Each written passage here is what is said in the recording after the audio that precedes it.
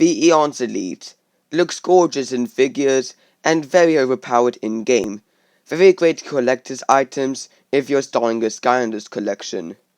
The Eons Elites from Trap Team had their original poses from Spyro's Adventure, but with gorgeous glitter covered over their bodies and with exquisite cabinets that keep them hold. While the Superchargers Elites have a brand new repose with glittery accessories and still that gorgeous packaging. Eons Elite perfectly represented how the fan favorite characters worked in the first place, by giving them 3 times the power, 3 times the armor, and make them look nice. This year, in October the 11th, is going to be Skylanders' 10th anniversary, and the least I want Activision to do is to release brand new elites. Another thing I noticed is that I don't see a lot of top 10s to do with Eons Elite, so I thought, how about I be the first one to take a trip down the Elite's lane. So today, I'm going to take one Skylander from Spyro's Adventure from each element and tell them why they'll be so effective in the Eons Elite's team. I'm going to be placing these characters in the Elites according to 3 things. Whether their powers need improving, whether they have a place in Skylanders history, or whether they're just fan favorites. Keep in mind that this is coming from a guy who only got his first Eons Elite this year, and it is also coming from a guy who is still desperately wanting Eons Elite Ghost Roaster, but I promise, I'll make these accusations as accurate as possible. First up, we have a representative from the Fire element. Now, unfortunately, I do not own his figure as of this video, but I will stick up an image of him instead on the portal, and that representative is Sunburn. For some incredibly stupid reason, in Skylanders Superchargers, Activision decided not to release a new Eons Elite for the Fire element, which means that makes Eruptor the only elite for the latter element. Igniter, Sunburn, and Flameslinger are all good choices for the elite role, because all of them are fan favorites. But the reason why I'm giving Sunburn the elite repose is that he is the only character in Spyro's Adventure to never get a repose. And after 10 years, I think Sunburn deserves to be an elite. Next up, for our representative of a water element, we'll have to go to Zap. Now, I had a tough time deciding between him and Whamshell, but the reason why I'm giving the elite role to Zap is because he actually has a place in Activision history. This might be a story you might have heard a couple of times, but Zap was the favorite of this kid diagnosed with a rare form of cancer called Riley Van Zyl, who sadly passed away at the age of 5 before Skylanders Giants was released, and so to honor him, Activision named his Series 2 Wow Pow after him. Because of that very story, that's why I think Zap is more than deserving of being an Eons Elite than Whamshell. Next up, we have our representative of the Earth element, and this might be a bit of a controversial pick, but I'm giving Prison Break the title.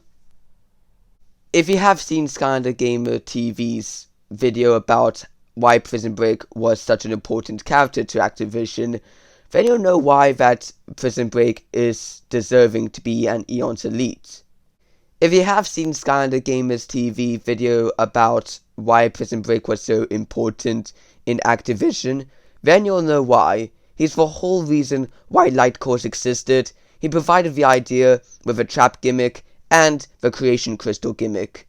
So that's why Prison Break is definitely deserving of the Eons Elite title. The next character for the Eons Elite title, I don't know why I made him the Eons Elite, purely because I don't have camo. We have Stump Smash.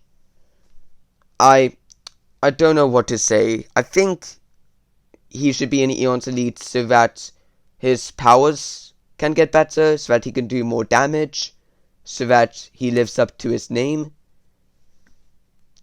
Let's just move on quick. Now for our air representative. Again, like with a fire element, The Skylanders of the Air Elements didn't get another Elite repos for superchargers, making Whirlwind the only Eons Elite of the Air Element. But then again, the Spyro's Adventure Air Crew wasn't the best Skylanders team around, and it only improved where Jetvac entered the scene in Giant, but I'm going to give the title to Warnado, who is arguably actually the worst out of all the original Air Element characters.